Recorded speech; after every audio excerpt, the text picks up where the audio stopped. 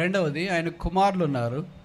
వారు దౌర్జన్యం చేసేవారు, అన్యాయం చేసేవారు, అక్రమం చేసేవారు, అపరాధము చేసేవారు. ఇంక వారిని గురించి చెప్తే ఎంత తక్కువ చెప్తే అంత మంచిది అనుకుంటా. ఒఫ్ని ఫినెహాసులు, వారి యొక్క దుస్థితి చాలా విషాదకరము అనే వాక్యంలో మనం గమనిస్తున్నాం.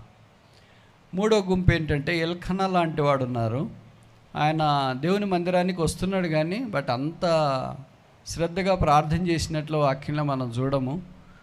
కానీ ఏటేటా వస్తున్నాడు మందిరానికి. కొంతమంది అలాంటి వాళ్ళు కూడా ఉంటారు, మందిరానికి తప్పకుండా వస్తారు, ప్రతి మీటింగ్కి వస్తారు, కానీ అంత శ్రద్ధ ఏమి ఉండదు, అంత భక్తి ఏమి ఉండదు. ఊరికే వస్తారు, కూర్చుంటారు, ప్రార్థన అంటే కళ్ళు తెరుచుకొని దిక్కులు చూస్తుంటారు, ప్రార్థన అంటే కనీసం పొజిషన్ కూడా మార్చుకోరు. ఇవన్నీ బాడీ లాంగ్వేజ్ మాకు ఎదురుకు కూర్చున్న వాళ్ళే కనిపిస్తారు. విచిత్రం ఏంటంటే ఇలాంటి వాళ్ళు దూరంగా ఒక మూల కూర్చుంటే పర్వాలేదు, కానీ మా ఎదురుగే కూర్చొని ఉంటారు. ఎందుకు కూర్చుంటారంటే అదొక మైండ్ గేమ్. ఏం మైండ్ గేమ్, నువ్వు ఎట్ట చెప్తావో చూస్తూ ఉండం మేము ఇలా కూర్చుంటే అని.